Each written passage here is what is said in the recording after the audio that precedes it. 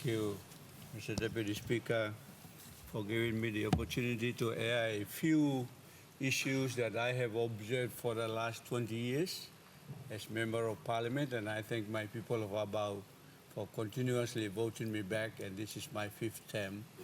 And very few of us are left, so I'd like to share my observations in this first grievance debate of the 11th Parliament.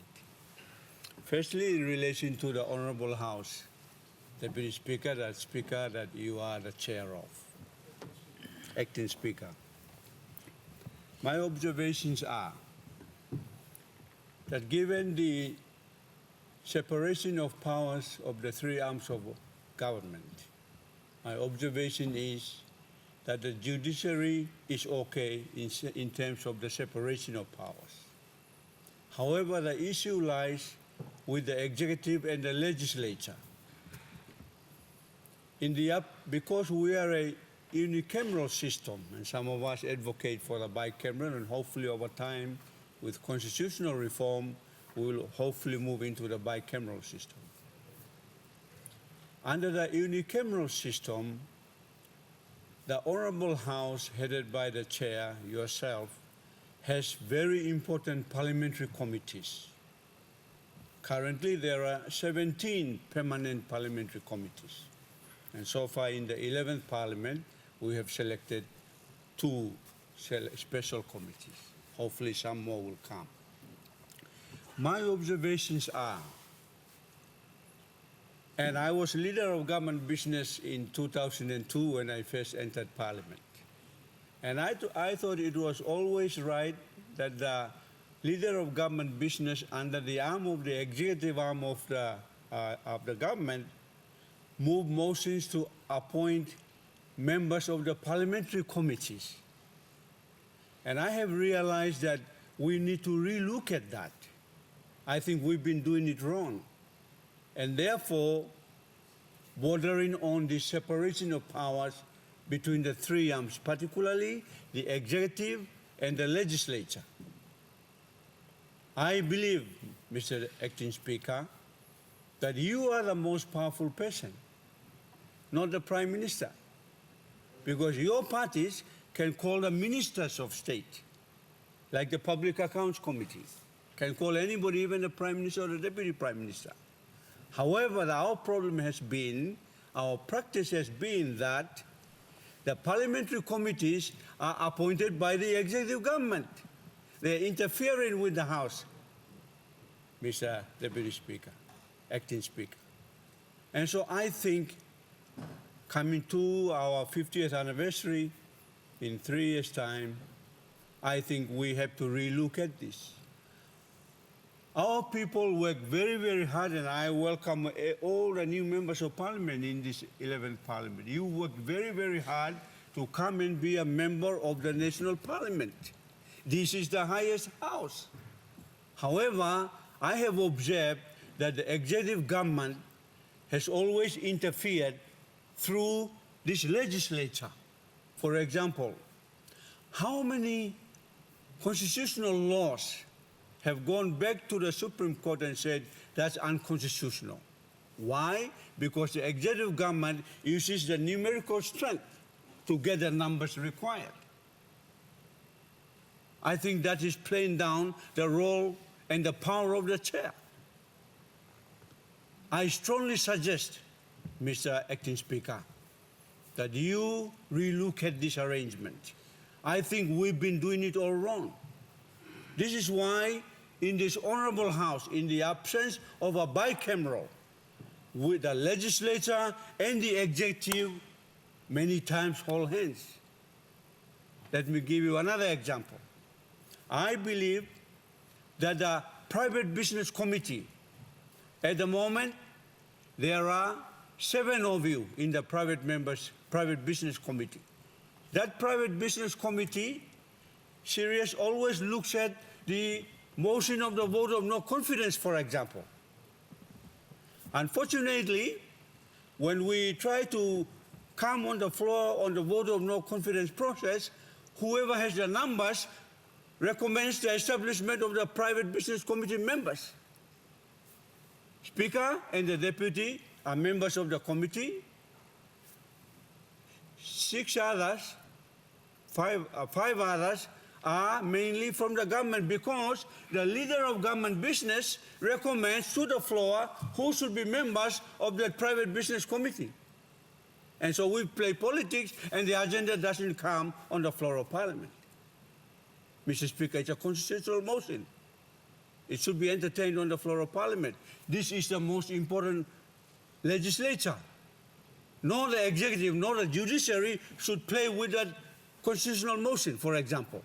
And so one suggestion would be the chairman of the Private Business Committee, Speaker is the chair.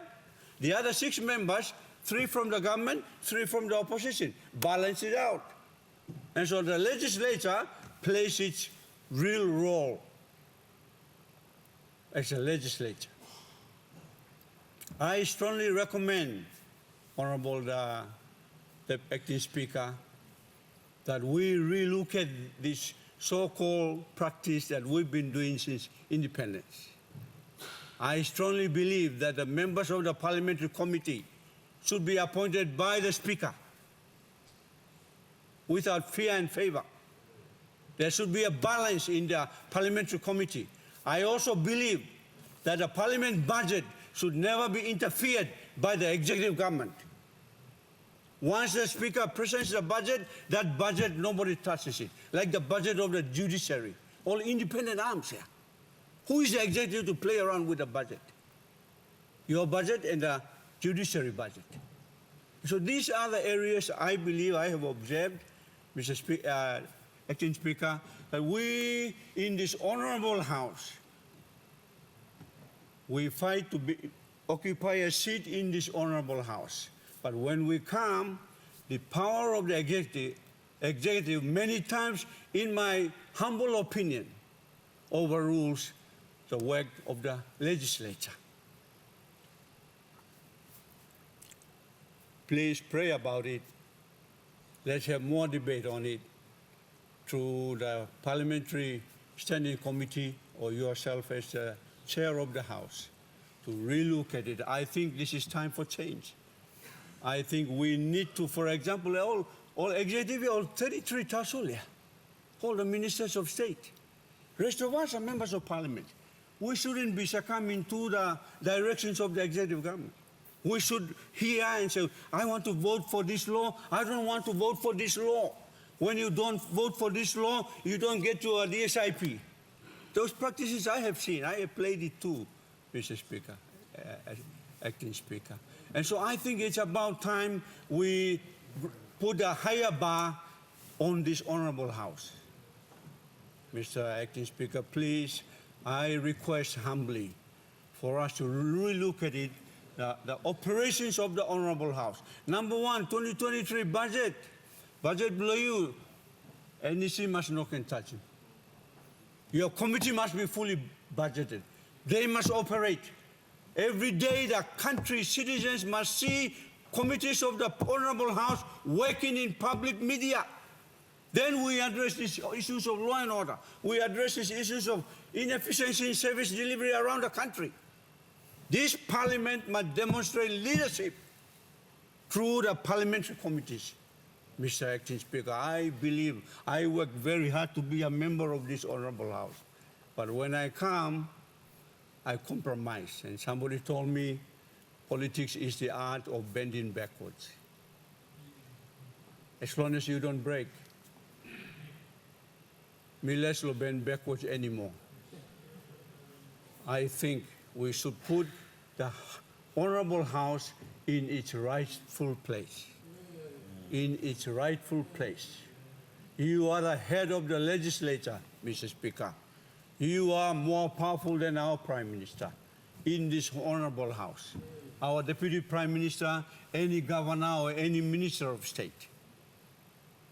And first do it by you controlling the members of the Parliamentary Committee. And we know our committee law, NEC, no gatia. NEC has its own committees, and committees of Parliament below you here. You head the legislature. I thought I needed to make this statement. Think about it. My last comment while the Public Service Minister is here. before I sit down, my time is up. I strongly believe, and we have a Parliamentary Committee on Public Sector Reform through the Honorable Governor for Oro.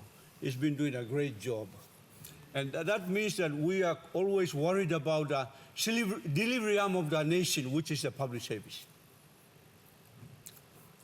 I strongly recommend, through you, Acting Speaker, to the Honorable Minister for Public Service, to change the Public Services Commission to the Public Services Ombudsman. Public Services Ombudsman. Public Service Commissioner, I'm not got titia. He's just worried about the aggrieved public servants. They go back to the commission and they try to go back to the department to reinstate them. No, God. We need an ombudsman of the public service. Ombudsman must call upon every departmental head, every provincial administrator, every district CEO, why service delivery is not working. Thank you, Honorable Acting Speaker.